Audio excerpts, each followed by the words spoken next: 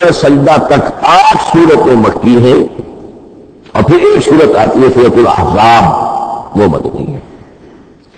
اب یہ جو ایک ایک صورتیں آئی ہیں سورہ نور اور سورہ احزاب، ہر شخص کو اندازہ ہو جائے گا یہ آپس میں جوڑے کی شکل رکھتی ہیں، ان کے مضامین بہت ایک دوسرے سے مشابہ ہیں، بہت مشابہ ہیں، لیکن یہ کہ وہ اس طریقے کا جوڑا نہیں ہے کہ اسی گروپ میں ان کا جوڑا موجود ہو، اس کا جوڑا جو ہے وہ دوسرے گروپ میں ہے۔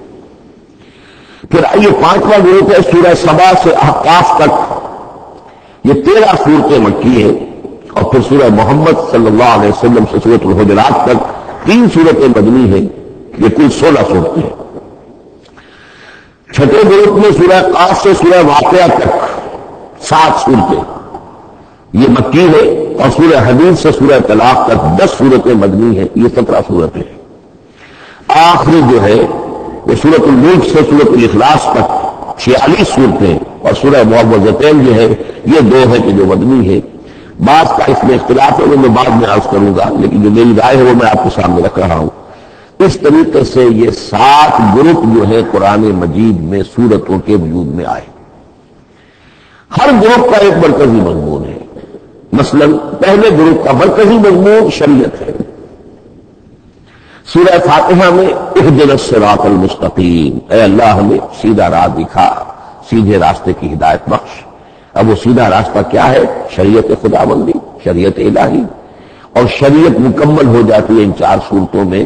شریعت محمدی کا جو بلو پرنٹ ہے، ابتدائی خاکہ جو ہے وہ آپ کو سورہ بقرہ میں ملے گا، اور اس کی جو تکمیلی صورتیں ہیں، تکمیلی احکام ہے، وہ سورہ مائدہ۔ اس کے علاوہ اس گروپ میں جو زیادہ زور ہے وہ سابقہ امت مسلمہ سے گفت و شنید۔ سابقہ امت مسلمہ میں یہودی اور نصارہ دونوں شامل ہیں۔ اب ان پر جرح بھی ہے، ان پر تنقید بھی ہے، ان کو ملامت بھی ہے، ان کو ان کی قرارداد جرم ان کے خلاف جو ہے وہ بھی دی گئی ہے، اور پھر یہ کہ ان کو معزول کر کے اور نئی امت کو اس مقام پر نصب کرنے کا اعلان ہے، اور ان کو بڑی زوردار دعوت ہے کہ اب محمد پر ایمان لاؤ اور قرآن پر ایمان لاؤ صلی اللہ علیہ وسلم۔ یہ پہلا گروپ ہے۔ اسی طریقے سے ہر گروپ کا، اب یہ ساتھ ساتھ جب ہم چلیں گے تو میں تفصیل کے ساتھ بیان کرتا جاؤں گا کہ اس گروپ کا یہ مرکزی مضمون ہے، اور اس طور سے یہ صورتیں آپس میں ایک دوسرے کے ساتھ مربوط ہیں۔ ان گروپوں میں آپ نے دیکھا ہوگا کہ پہلے اور آخری گروپ ان کی ریسیپروکل سی صورت ہے کہ پہلے گروپ میں مکی صورت صرف ایک چھوٹی سی، اور مدنی صورتیں 4-6 پارے سے زائد پر پھیلی، جبکہ آخری گروپ میں سارے دونوں پارے جو ہے سورہ ملک سے شروع ہو کر مکی صورتوں پر مشتمل ہے، آخری میں آ کر چھوٹی چھوٹی صورتیں وہ مدنیات ہیں۔ یہ ایک دوسرے کے بالکل ریسیپروکل ہے، کانورس۔ لیکن دوسرا گروپ ادھر سے اور دوسرا ادھر سے، یعنی چھٹا، یہ بڑے متوازن ہیں، 2 صورتیں مکی 2 مدنی، اور ادھر 7 صورتیں مکی اور 10 مدنی، لیکن 7 صورتیں جو ہے وہ 3 رکوعوں کی ہیں، ان میں سے ایک 4 رکوع کی بھی ہے، اور اکثر و بیشتر وہ جو دوسری ہے وہ 2 رکوعوں کی ہے، تقریباً متبادل بنتی ہے۔ تو درمیان میں جو ہے ان میں جو مدنی صورتوں کا حصہ بہت کم ہے، اکثر و بیشتر جو ہے وہ مکی صورتیں ہیں۔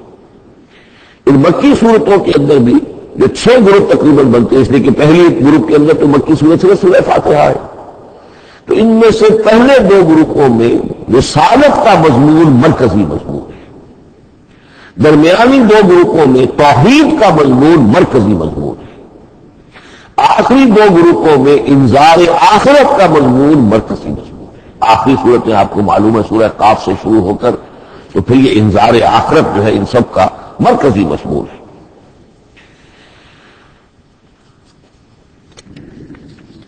مدنی قرآن جو ہے یہ بھی آپ نوٹ کر لیجئے کہ کل قرآن کا 1/3 ہے تقریباً، اور اس 1/3 کا 2/3 پورا کا پورا پہلے گروپ میں آ گیا ہے، سورہ بقرہ، سورہ آل عمران، سورہ نساء، سورہ مائدہ۔ باقی تو پھر جا کے سورہ احزاب، سورہ نساء، پھر 3 چھوٹی صورتیں، پھر آخر میں 2 بہت چھوٹی چھوٹی صورتیں، سورہ انفال اور سورہ توبہ۔ لیکن یہ کہ یہ 2/3 جو ہے مدنی قرآن کا ہجوم بالکل پہلے ہی اس گروپ کے اندر آ گیا ہے۔ اس کی بھی حکمت ہے، کیوں مدنی صورتوں کو پہلے رکھا گیا؟ میرے علم میں نہیں ہے کہ اس موضوع پر کسی شخص نے گفتگو کی ہو سوائے محمد مالمجوب اقتال کے. میرے علم کی حد تک ہو سکتا ہے کہ کسی اور مفسر نے کسی محقق نے کوئی بات کہی ہو اس سے بھی زیادہ وزنی کہی ہو، لیکن میرے علم کی حد تک مالمجوب اقتال نے اپنے ترجمہ کیا ہے انگریزی میں، اس کے دیباچے میں اس موضوع پر گفتگو کی ہے، بڑی بہت ہی عمدہ بات کہی ہے. انہوں نے کہا کہ جب یہ قرآن نازل ہو رہا تھا تو اصل اہمیت ایمان کی تھی. پہلے لوگ ایمان لائے اور پھر جو ایمان لائے ان کو پھر احکام دیے گئے کہ یہ کرو اور یہ نہ کرو، یہ حلال ہے، یہ حرام ہے، یہ فرض ہے، وغیرہ وغیرہ. لیکن جب ایک امت وجود میں آ گئی، امت کے وجود میں آنے کے بعد اب نسلاً مسلمان پیدا ہو رہے ہیں. ان کے ہاں اب ضرورت پہلے اسلام کی ہے. چاہے بچہ چھوٹا ہی ہے، پہلے اسے احکام سکھائے جائیں گے. بچہ چھوٹا ہی ہے، نماز پڑھنی سکھائی جائے گی. بچہ چھوٹا ہی ہے، روزہ رکھنا سکھایا جائے گا.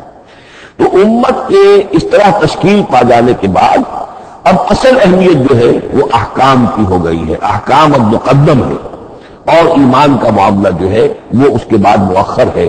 کوئی شخص بالغ ہوگا، ذہین ہوگا، فطین ہوگا، غور و فکر کی صلاحیت سے اگر اللہ تعالیٰ نے اسے بہرور کیا ہوگا پھر وہ حقیقت ایمان تک رسائی حاصل کرے گا. ورنہ یہ ہے کہ عام ایک مسلمان جو ہے اسے جہاں تک احکام کا تعلق ہے ان پر تو عمل کرنا ہی ہے.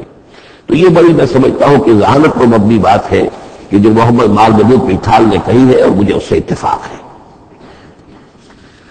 اب آئیے اگلا معاملہ، اگلی بحث، اگلا موضوع. قرآن کا موضوع کیا ہے؟ کیا قرآن فلسفے کی کتاب ہے، سائنس کی کتاب ہے؟ کیا یہ جیولوجی کی کتاب ہے، فزکس کی کتاب ہے، کس چیز کی کتاب ہے؟ تو پہلی بات یہ سمجھیے، قرآن کا موضوع ہے انسان. لیکن انسان کی اناٹمی نہیں، انسان کی فزیولوجی نہیں، انسان کی اینتھروپولوجی نہیں، کچھ نہیں. انسان کی ہدایت. یہ ہدایت کا لفظ بنیادی ہے قرآن مجید کے لیے. چنانچہ دیکھیے ذرا نوٹ کر دیجیے سورہ بقرہ کے شروع میں ہدی للمتقین، پھر اس کے وسط میں ہدی للناس. سورہ یونس میں فرمایا ہدی ورحمۃ للمؤمنین. سورہ لقمان میں فرمایا ہدی ورحمۃ للمحسنین. سورۃ البقرہ اور اللہ نے فرمایا نمل میں ہدی وبشریٰ للمؤمنین. آل عمران میں وموعظۃ للمتقین، ہدی وموعظۃ للمتقین. پھر 3 مرتبہ الہدی هو الذی ارسل رسولہ بالہدی ودین الحق لیظہرہ علی الدین کلہ. الہدی، ہدی نکرہ ہے، الہدی معرفہ ہو گیا، یعنی ہدایت کاملہ، ہدایت تامہ، ہدایت ابدی.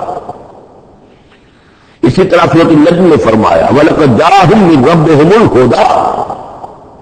سورۃ الجن میں وَإِنَّا لَمَّا سَمِعْنَا الْهُدَىٰ آمَنَّا بِهِ. سورہ بنی اسرائیل میں وَمَا مَنَعَ النَّاسَ أَن يُؤْمِنُوا إِذْ جَاءَهُمُ الْهُدَىٰ. سورہ بنی اسرائیل میں بھی یہ الفاظ آئے، سورہ کہف میں بھی آئے. تو قرآن کا موضوع ہے ہدایت. اور اس کو ہم ذہن میں رکھیے کہ انسان کے علم کے 2 گوشے ہیں. علم انسانی 2 حصوں میں منقسم ہے. ایک حصہ ہے فزیکل ورلڈ کا علم جو حواس کے ذریعے سے حاصل ہوتا ہے، مادی حقائق ان کا علم ہے. حواس 5 ہمارا دیکھنا، سننا، سونگنا، چکھنا، چھونا، یہ تمام صلاحیتیں ہیں. ان سے کچھ معلومات حاصل ہوتی ہیں اور عقل کا یہ کمپیوٹر ان کو پروسیس کرتا ہے، اس سے نتائج نکالتا ہے، نتائج نکال کے سٹور کر لیتا ہے. پھر مزید کوئی معلومات حواس کے ذریعے سے حاصل ہوتی ہیں. اب ان کو وہ پھر پروسیس کر کے جو سابق میموری سٹورڈ ہے اس کے ساتھ ریکنسائل کر کے کوئی اور نتیجہ اخذ کرتا ہے. اس طرح رفتہ رفتہ رفتہ رفتہ انسان کا یہ علم بڑھتا چلا جا رہا ہے اور ہم نہیں کہہ سکتے کہ ابھی اور کہاں تک جائے گا. آج سے چند 100 سال پہلے بھی انسان تصور نہیں کر سکتا تھا کہ انسانی علم وہاں پہنچ جائے گا جہاں آج پہنچ چکا ہے. اس علم کا وحی سے کوئی تعلق نہیں. اس علم کا تعلق ہے علم اسماء سے جو حضرت آدم میں ولیعت کر دیے گئے تھے بالکل شروع.